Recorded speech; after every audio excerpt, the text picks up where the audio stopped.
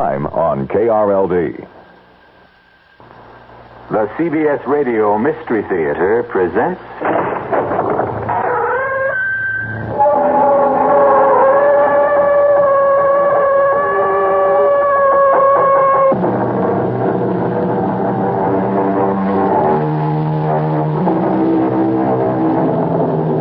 Come in. Welcome. I'm E.G. Marshall. Welcome to the sounds of suspense. To the fear you can hear. Welcome to the world of nightmarish probability, where the icy fear of the unknown can lead one down strange and terrifying paths. In our story, Alex Harper confronts the impossible, and the encounter produces a devastating effect. It's Ace, our dog. He's dead. I see him, Alex. There isn't a mark on him. Nothing. Look at his face. Oh, it's horrible. If I didn't know better, I'd say that something scared that pup to death.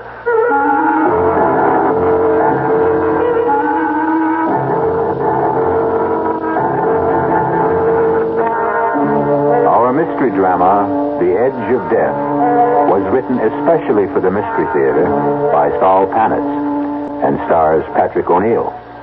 It is sponsored in part by Anheuser-Busch Incorporated, brewers of Budweiser, and by the Kellogg Company, makers of Kellogg's Special K cereal. I'll be back shortly with Act One. When you drink beer, do you tilt the glass for long, hearty swallows, or just tip it and sip it? Well, sipping's the thing for wine. But Budweiser beer is a hearty drink, brewed for zest and character. The best way to enjoy Bud is to drink it. Not chug a lug, just man-sized beer drinker swallows. That's when that famous Budweiser taste, smoothness, and drinkability really come through. Smoothness and drinkability that come only from natural carbonation and exclusive beechwood aging. Smoothness and drinkability, too good for any half-hearted sipping. So drink up.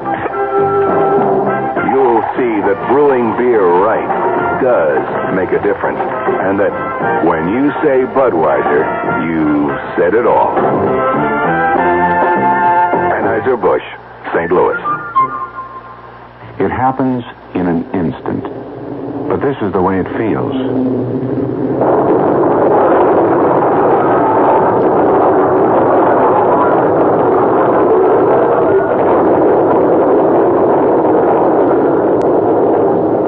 The driver was speeding, but the crash goes on and on, almost in slow motion.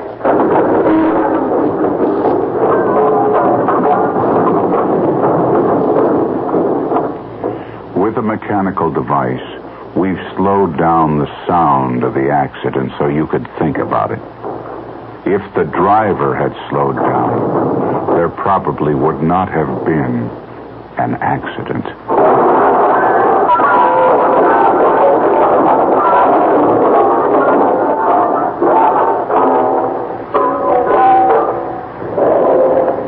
This message was brought to you by the General Motors Corporation.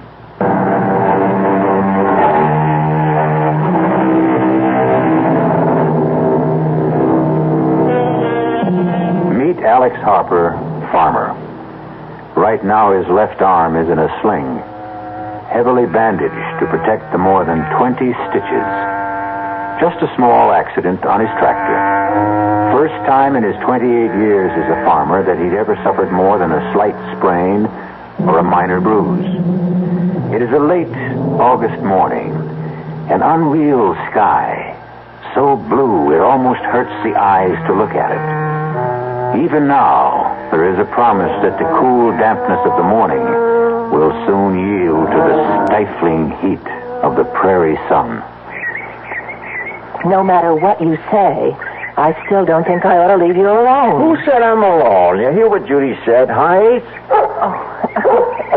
Can't you be serious for a Oh, second? because I think you should go. Now, we've been over this a dozen times. If something was to happen, I'd never forgive myself. What if the sky fell down, Chicken Little? Well, your arm, it hurts, doesn't it? Did I say so? Oh, whenever you get this way, sarcastic, you're covering up.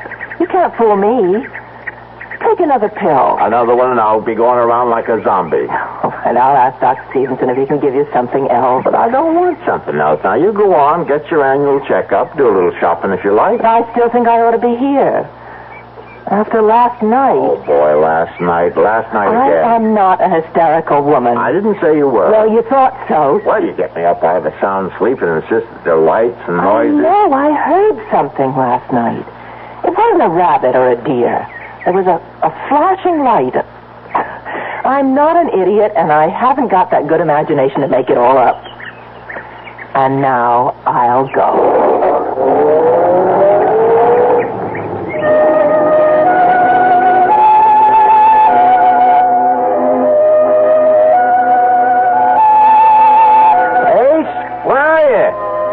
Come on, boy. Now, I'm in no mood to play games.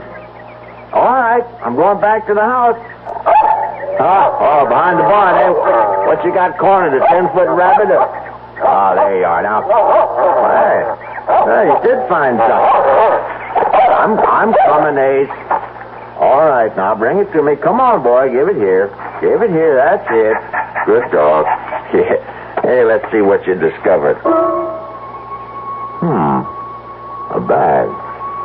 Looks just like Doc Stevenson's bag, only that couldn't be his. This one's shiny new. Feels funny. It's not leather. Doesn't feel like vinyl either. How the deuce can anyone possibly use this? No lock, no zipper, no buckle. No way to open this case.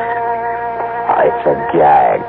I'll bet that some of those college kids from town, sure, that's it. Judy did hear some sounds last night. The kids. And they left this stupid bag. Of course, Ace. Now, you'll get full credit. Yes, sir, boy. I'll tell Judy you found it. Now, come on. Let's go back to the house. Come on.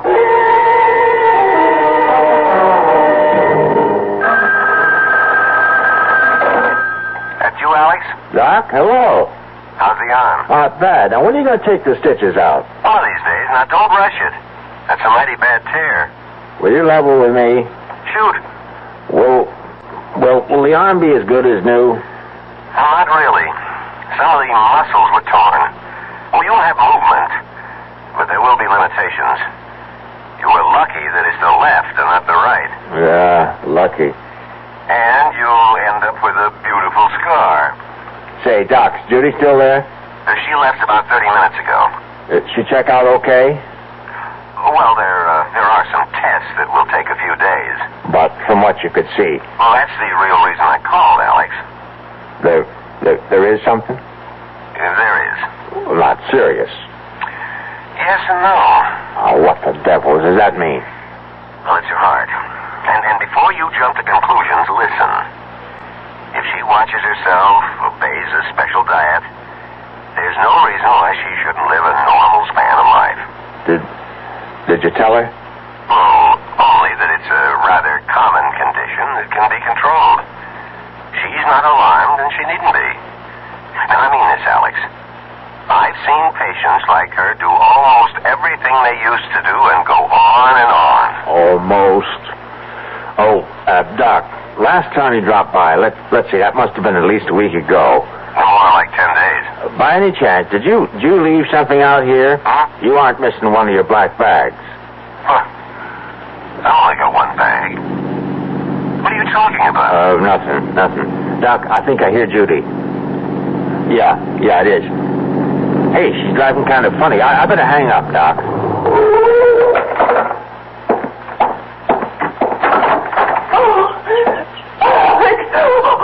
Easy now. Whatever it is, you're home. I'm so frightened. Oh, sure. A few miles past the Clearwood Sanitarium. You know the big curve through the woods? Yeah. I slowed down. Well, would you rather talk about it a little later? You're shaking all over. Now, come on inside, Judy. I'll make some tea. Come on. Yes, like that. Inside. With the walls around me. Oh, Alex. Yes? We're in danger out. Oh, now, Judy. I saw him. I tell you, I saw him. Who? Death. Alex. I saw death.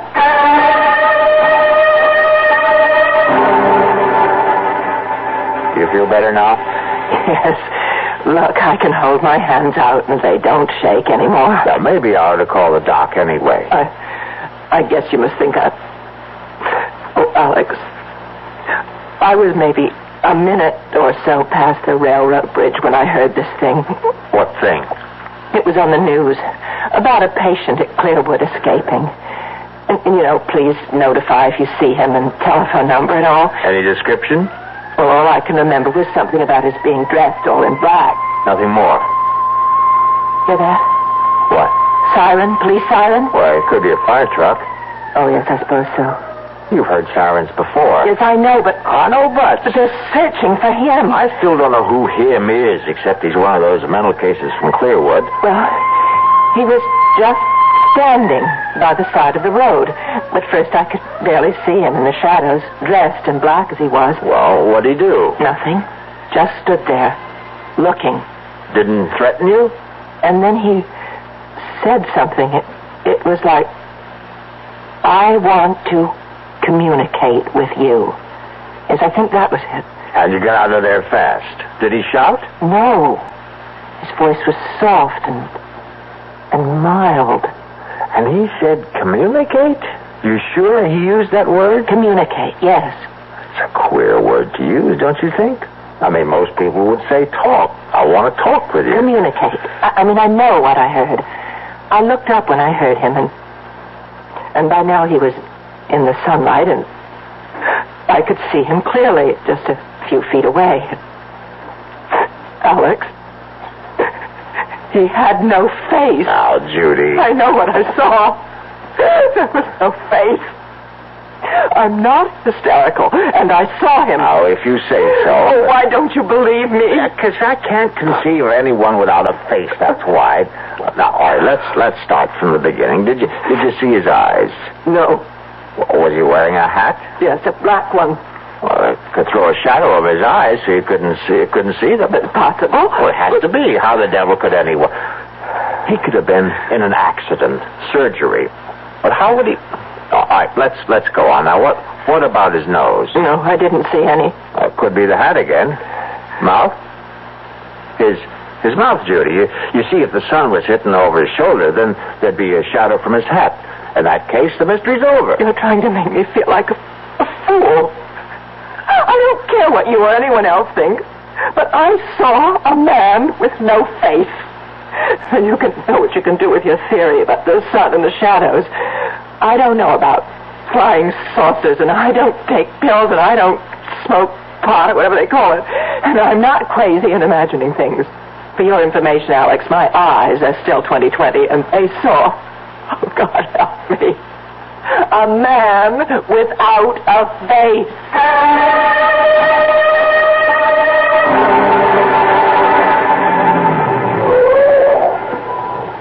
Alex, what's this all about? I mean, meeting you down the road instead of at your house. I didn't want Judy to worry, Ben. Well, I'm a police officer, not one of those secret agents you see in the movies. Ben, she says she saw the patient from Clearwood. Is that why you got me out here like this? He escaped. You make it sound like he's Jack the Ripper. Because he's from Clearwood, you got the idea he's a raving, homicidal maniac. Oh, sure. All they've got out there are a bunch of lovable folks who are just a little mixed up. You're really upset. Never seen you like this. Guess I didn't know how much until right now. Judy ran into him on that big curve near Clearwood. She wasn't the only one. We've had calls from all over. Funny, you get sober citizens seeing him at the same time, and miles apart, and dressed different. Happens every time. Take a hot day, mix in a little imagination. And this was real. Of course it was. And Judy's not, well, she's not the type. Now take my word for it, Alex. Every time something like this happens... Naturally, they're doing something about it, like cruising the highways, enjoying the scenery. I'll give him credit for enough brains to hide out. Oh, I suppose you want police officers out in the field? That's where they ought to be. Sure. We'll hire a couple of hundred extra. Won't that make the taxpayers jump for joy? Come here. What for? Now, come here. I won't bite. I want you to hear this. This is 5. This is 5. Receiving 5. That you, Ben? Over. Look up something for me, will you? Over. Go ahead. Over. How many identifications we got on the Clearwood thing? Give me a second. Here it is. Ben, we got 12 so far. Over. Hear that, Alex? 12. Everyone's a positive, too. Point blank range. Over. What's the spread? Over. This'll kill you. Nearest one is 2 miles. Longest is over 30. Over. See, Alex? Everybody sees what he wants to see. You still with me? Over. Yeah, right here. Over. Something you might be interested in. Over. Standing by. One of the boys here says it must be some kind of calls it mass hysteria or something. About half the identities claim this guy is nothing like anything you or me ever seen. Like how? Get to it, will you? Well, they say they had a close look and that he ain't got a face like you and me.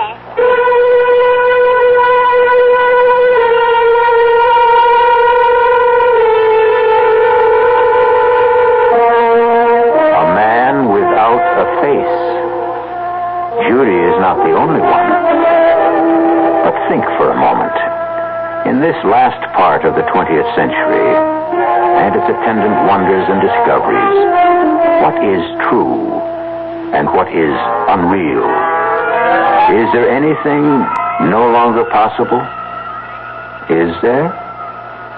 I'll be back shortly with Act 2. Hi, son. Hi, Mom. Hi, Dad. Hi, Junior. Kellogg's Special K presents Junior Gives Up. Junior, why aren't you eating your Special K? It's your favorite cereal. Oh, just 'cause. Just 'cause why, honey? Just 'cause Darla said some evil things about it. That's just 'cause why. Hi, Mom. Hi, Dad. Hi, Darla. Hi, sis. Hi, Junior. Darla, what did you tell Junior about his Special K? Daddy, all I told him was that Special K is good for us. Yeah, and anything that's good for me never seems to taste good. Junior, you already know that Special K tastes good. Oh, I believe. Darla, or my taste buds. What's that, son? Oh, nothing, Dad. Son, Special K is America's favorite high-protein cereal. It's got minerals, vitamins, iron, and all those good, nutritious things. But it got to be so popular over the years because it tastes good, too. You mean it's good for me and tastes good, too? Right, son. Right, Dad. Right, Junior. Right, indeed. Start your balanced breakfast with Kellogg's Special K. It's nutritious and delicious. Right, Dad. When my children were growing up, they sat for hours playing with a puzzle. I'm Art Linkletter, and I'd like to tell you about the wonderful wooden inlaid puzzles that Play School makes. Play School, a Milton Bradley company, has been making toys for generations of preschool children. Play School makes all kinds of wooden puzzles, from the simplest animal puzzles to the more advanced ones. And they all challenge a child to solve problems while having fun. And Play School puzzles are well made to take a lot of punishment. Play School is also famous for blocks, all kinds of blocks, embossed wooden alphabet and number blocks, kindergarten blocks, even a can of colored blocks. Children will satisfy their urge to build and create with Play School blocks, and like all Play School toys, their blocks and puzzles are sturdy, so they can be handed down from generation to generation. Your children will have a lot of fun playing with Play School blocks and puzzles every day. And every day is a good day to make a child happy.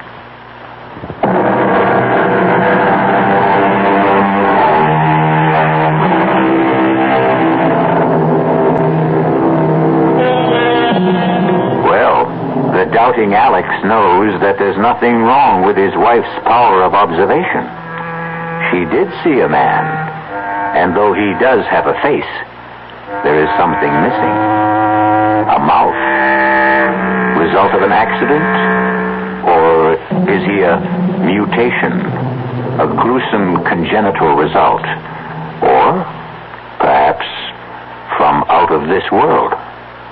Let's join Alex and see if we can find out. This is Alex Harper calling. Could you connect me with the director of the sanitarium, please? Regis here. I'm sorry to bother you, Doctor. I'm Alex Harper. I have a place on Route 36, about 8 miles from you. Where's the course? I pass by there quite often. What can I do for you, Mr. Harper? Doctor, I hope you won't laugh or anything, but I have a couple of questions about this fellow who broke out of your place. Michael. That's his name? Michael? Michael what? Well, we have no full identification. He gave us only his first name. But he was a patient at Clearwood, wasn't he? In a sense. Was he or wasn't he? Well, only for one day. You see, Michael is a rather unique case. Most unique. In all my years, I've never seen anything like him. Look, I have to speak low because I don't want my wife to hear. She's in the kitchen and she's plenty upset already about your Michael. But she's seen him? Why, have you notified the police? Well, I thought I'd speak to you first. She saw him, and from what she says, she's either crazy or hysterical. And I can tell you, she's not either one of them. Oh, Michael is, well, he's different. Different? That what you call a guy without a face? Without a... Oh, no. He has features. The eyes, nose, and the rest of it? Well, of course. Then my wife, she didn't see what she says she saw? No, I haven't said anything like that, Mr. Harper. What I was referring to was his appearance, not his powers of reasoning or social behavior, because, quite frankly, he didn't talk to us. Outside of his name, we couldn't establish contact with him at all. Well, what about his, as you call it, appearance? Michael has no mouth. From what we can tell, he was born without a mouth. We don't know how he communicates, or if he does at all, or how he manages to ingest food. Truth is, he wrote his name on a scrap of paper. You see, Michael may be something quite new to our world, Mr. Harper. Perhaps one of a kind. Maybe he's, what's the word I'm hunting for? Mutation? Yeah, that's it.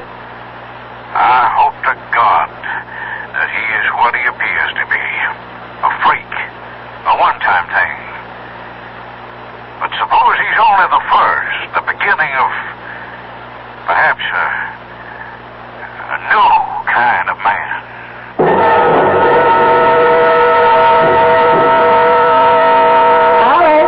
Right in. Uh-oh. What were you... Oh, no. Oh, it's only an old ashtray. No big loss. How'd that happen? I got up when you called, and this case was on my lap, and it fell off. Well, you'll pick up the pieces, won't you? I've got something cooking. Sure. Hey, it's open. Judy, the bag is open. What's open? Oh, well, never mind. Well, what do you know? Hey, will you look at this? Now, Alex, you want me to ruin supper? Well, it's almost like a miracle. You see, Ace found this bag, and I couldn't figure out a way to open it. It looks just like the kind of bag Doc Stevenson carries. You don't have to be an engineer to open one of those. Oh, yeah? Well, this one has no lock or no nothing. And when I just dropped it and broke the ashtray, it opened up. Look what's in it. Let me see this eighth wonder. All these bottles. Oh, that's strange. Doesn't feel like glass. Plastic? Not plastic either. I never felt anything like this. Well, what's the difference? Say, here's one that says cardiac arrest. And this one's cerebral occlusion and lymphoid carcinoma? Azana pectoris and respiratory carcinoma, spinal sarcoma. And this one at the end, tuberculosis. Alex, what is all this? What are these pills? Well, how should I know, except that they're important. Here's one that's different. For cuts, bruises, and dermatological eruptions. Looks like talcum powder.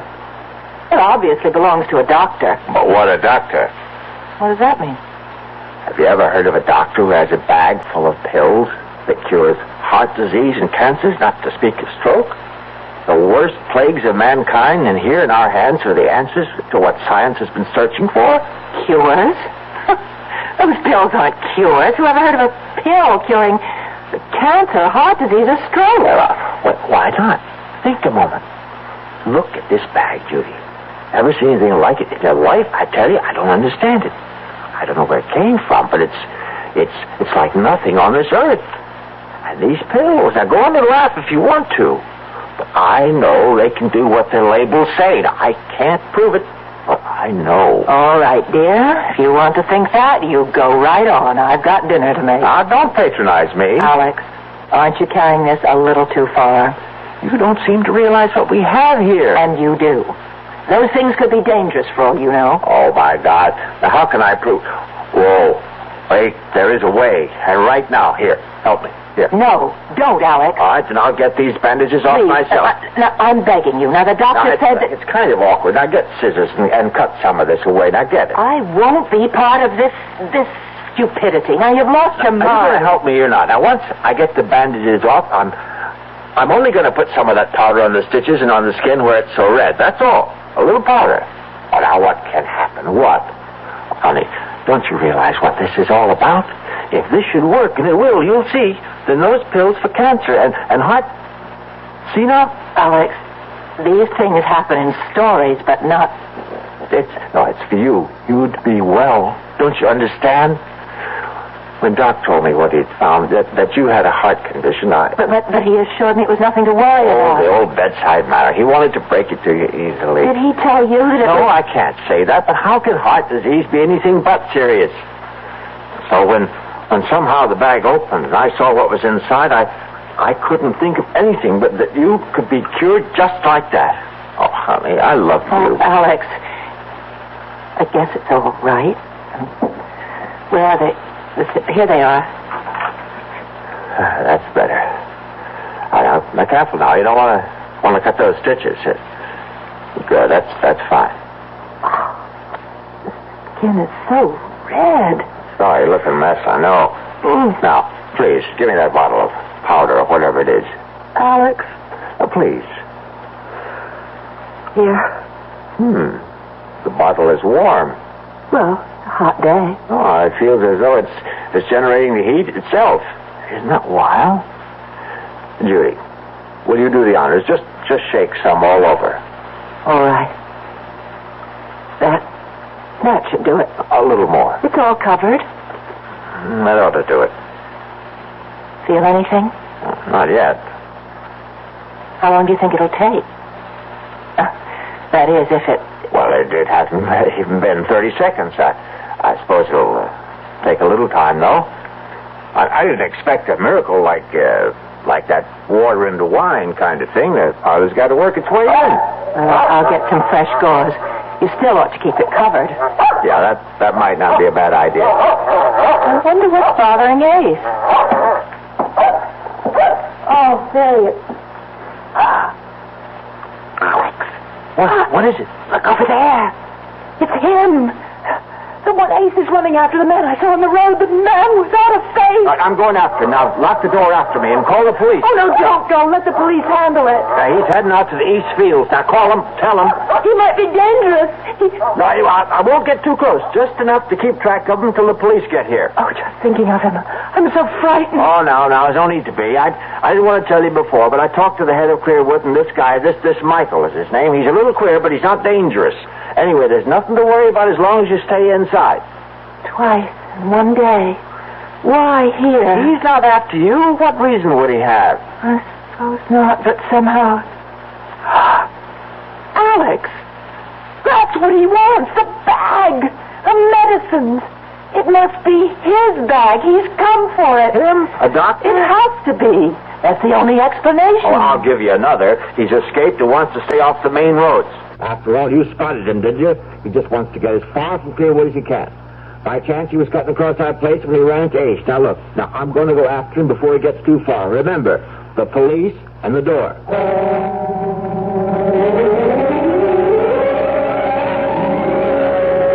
Now, don't get your dander up, Alex. We've known each other too long for that.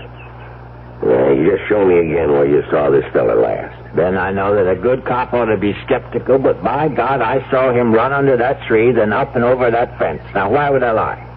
I don't mean to make out that you did any such thing. It's just so darn queer. Huh? Look for yourself. Look at what? That's it. Nothing to see. Oh, come on now. Let's stop this rustic routine. No footprints. Prince? Feel the ground. Soft, isn't it? So it's soft. And where are the prints? You say he was running? Yeah, with Ace right behind him. A man running puts down a mighty heavy print. Heavier than if he was walking. He could have gone across these rocks. Could have. But nobody could jump from rock to rock. That must be 20 feet between them. Yeah. Unless he can fly. Must be clear out of the county by now. Now, how do you come to that conclusion? Ace. That's why. We were anywhere near that there Michael, we'd be hearing Ace. You know he's always been a noisy dog. Well, he could have lost interest and run off after a rabbit or a woodchuck. Yeah, maybe. Something right over there, Alex. To your right. Grass is too tall. I can't see a thing. Something black. This side of that thorn bush. I see it. He's wearing black. Everything black. Yeah. Come on now. Stand up. Now, I'm telling you for the last time. Put up your hands and come out. Now, I'm going to fire a shot in the air, and if that doesn't fetch you, I'll put the next one into you. Ben, I don't think he's coming out. You won't shoot, will you? Just you watch. But he isn't armed. How do you know that? Well, if he was, he could have cut you down. Standing up, you make a beautiful target. You got something there. I'm going in. I got an idea. He's so scared he can't move. Now, don't be stupid. Come back. Oh, my God. Of all the stupid things... Oh, it's Ace. Our dog. He's dead. Yeah. Gee, I'm sorry. Oh, there isn't a mark on him. Look at his face. Oh, it's horrible. If I didn't know better, I'd say that something scared that dog to death.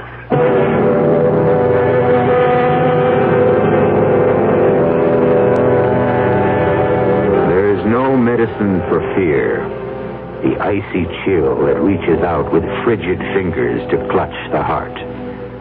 The shadow of the inexplicable Mr. Michael hovers close by, and the lives of at least 2 people will be irreparably altered.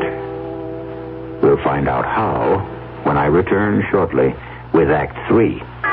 Who knows how to help you solve your shopping problems? The Better Business Bureau knows. I swear I never saw so many mattresses in one store in my life. I just don't know what to look for. I'm so confused. I'm here to take care of your confusion, madam. You know, you could start by reading the labels on the mattresses. Oh, sir, who are you? I'm the man from the Better Business Bureau. You know, by law, every mattress must carry a label listing the materials used in the mattress. And don't forget, madam, that there's a new law that all mattresses must now be flame-resistant.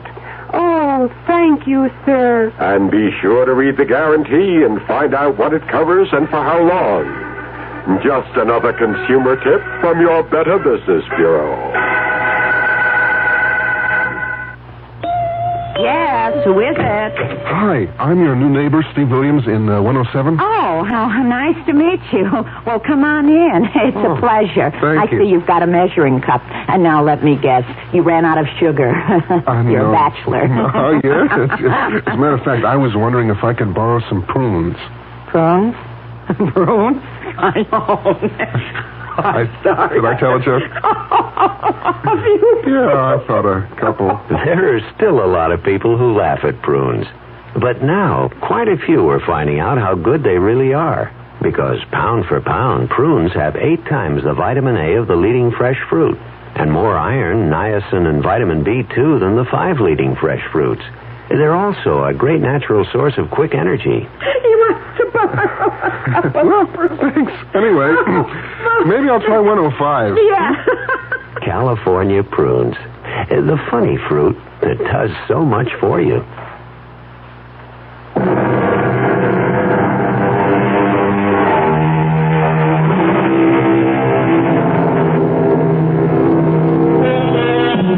The family dog has died mysteriously, and the presence of Mr. Michael is as real as if he had knocked at the front door. Now the ride back to the farmhouse is a silent one, broken only by a few perfunctory remarks as it comes to an end. I'll keep in touch, Alex. Mm-hmm. If you see anything, give us a call. Yeah. Mighty sorry about Ace. See you, Alex.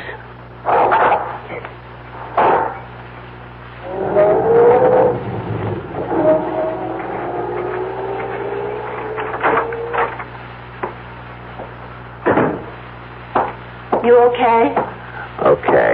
Is that Ben in the police car? Yeah, it's Ben. Oh, you should have invited him in. I guess so. I just didn't think. Judy. Did he get away? The man who... Oh, Ben thinks he's out of the county. Oh, I hope so. Judy, we were following Ace. Alex, and look at it.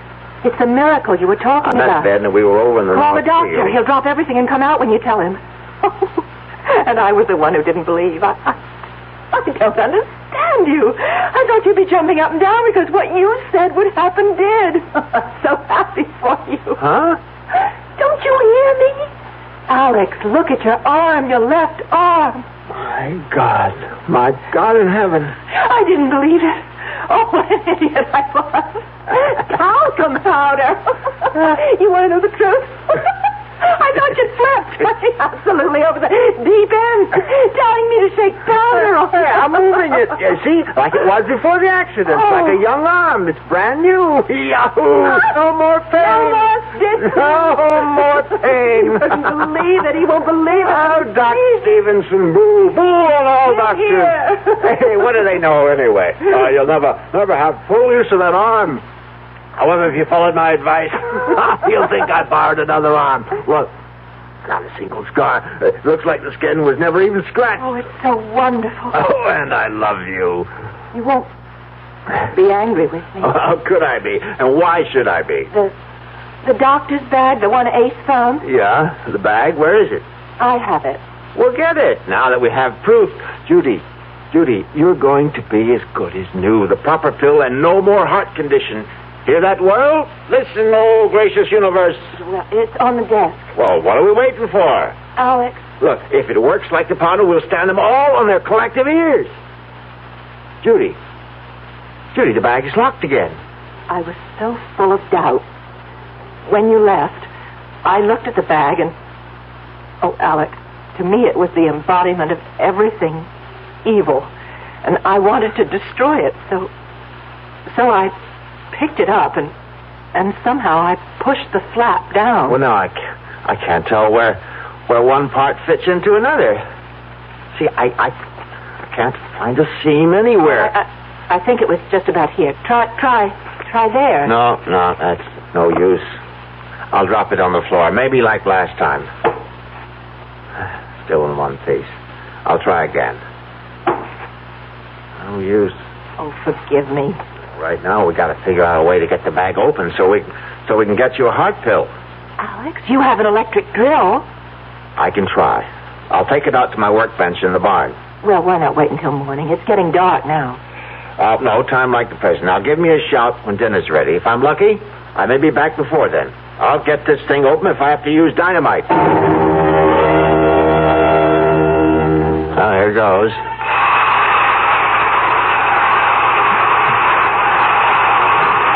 Nuts. The instrument will not achieve penetration. Who? Do not be alarmed. I mean you no harm. You know who I am?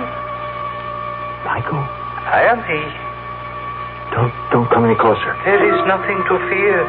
There is no belligerency in me. I have a gun. This rifle is loaded. That is a weapon? Yes. It can bring an end to consciousness? Easily. It is not my intention to cause any fear. But you have You killed my dog today. The creature threatened me, and I did not intend to. I did not realize how weak it was. A simple mental probe, and I regret the occurrence. Haven't you ever seen a dog before? They are images in books and pictures.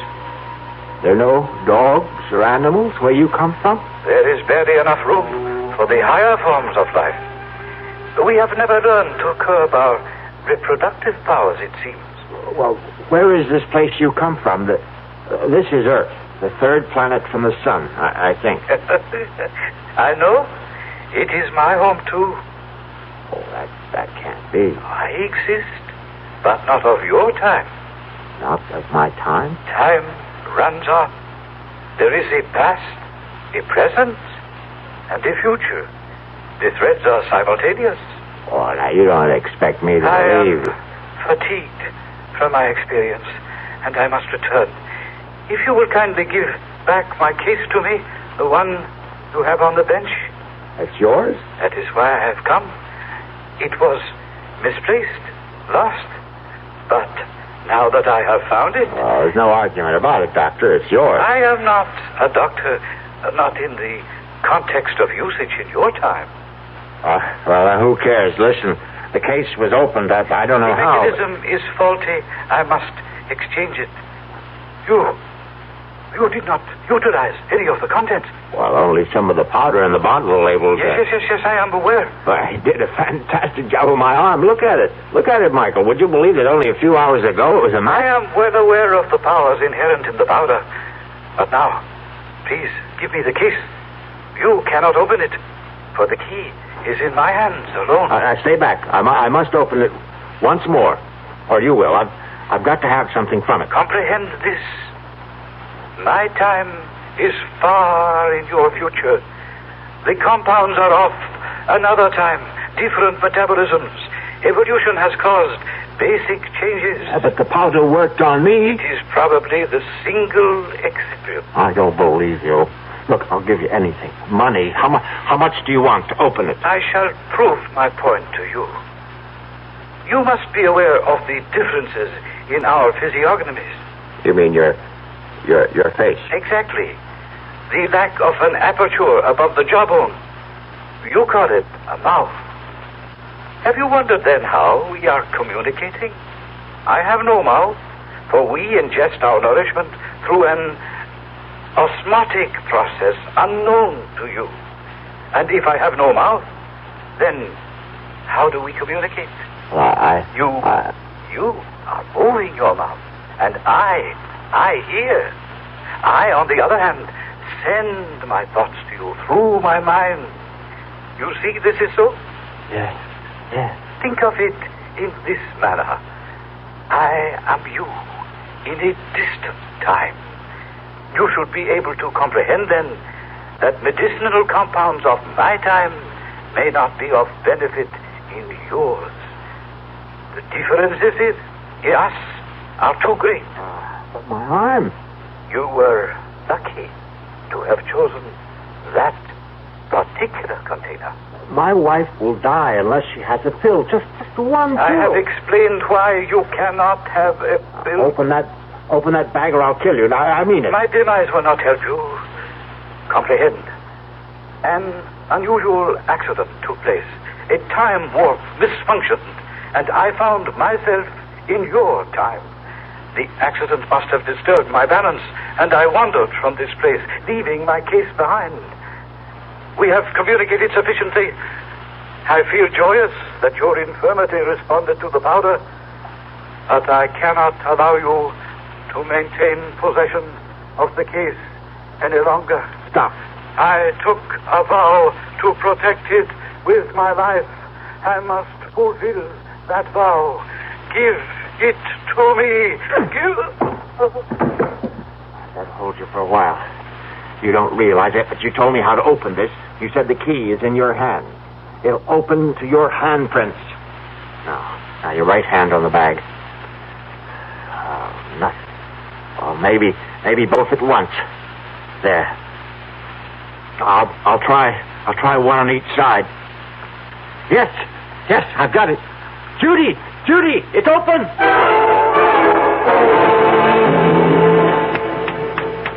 Come on, Michael. Wake up. Come on, you're okay. Piece of ice on your cheek should help. That's it. Easy now. Fine. How do you feel? I thought your aim was to extinguish me. No. I only wanted one of those heart attack pills. You see, my wife Judy has a heart condition. Well, she had a heart condition. Thanks to you, we don't have to worry about that anymore. This other person, your wife, she ingested the dosage? Just like a flash. After she saw what happened to my arm, she had no hesitation.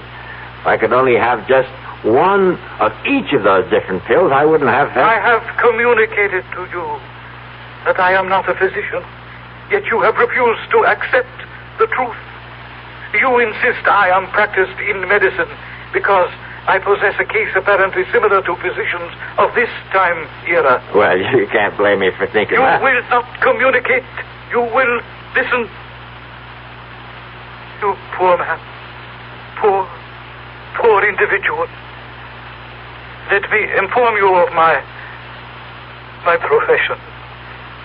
I am proudly the highest ranking exterminator. Exterminator? Precisely. I communicated earlier that in my era there is barely enough room for all who inhabit the planet. Therefore, exterminators trained to eliminate painlessly and quickly. Oh, no. The pills, as you refer to the compounds, are each a dose of death. The case is full of death. The tools of my trade. Oh, no. All except the container of first aid powder which I keep for my personal needs. Fortunately for you are now thoroughly healed arm. But the rest... Oh, but the labels, the tuberculosis, the heart attack, cancer... The compounds act within a matter of minutes. Bringing death, of course.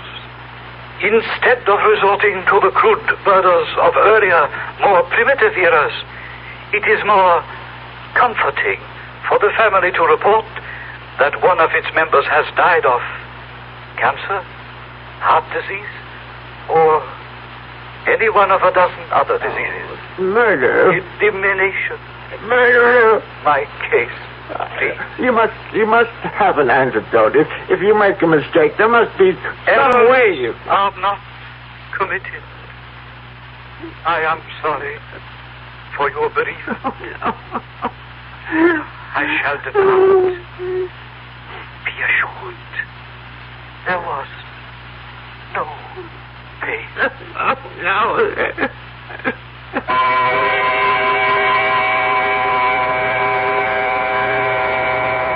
Naturally, there were those who were skeptical. A man from another time who conversed through telepathic means? Much too fantastic. Alex Harper would look with infinitely sad eyes and agree that it was too much to expect anyone to believe his story. Except for one thing. And he would bare his left arm. Explain this, he would say. And if you can, I will agree that I dreamed the entire nightmare. I'll be back shortly. Hi, I'm Hal Linden. There's a lot of talk these days about America's energy crisis. Talk about doing without heat, about doing without our cars, about what's going to happen if we run out of fuel. Well, we may not have to run out of fuel if we all work together to conserve the fuel we have.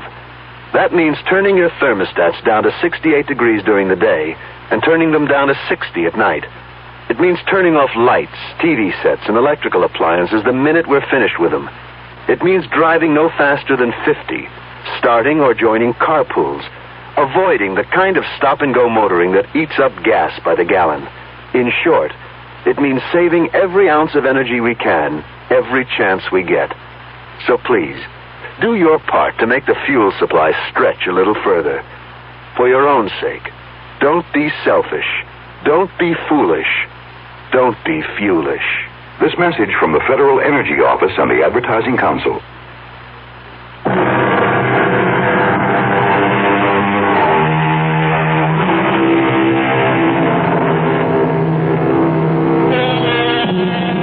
In a ditty from a well-known operetta, the words are, "Things are seldom what they seem. Skim milk masquerades as cream."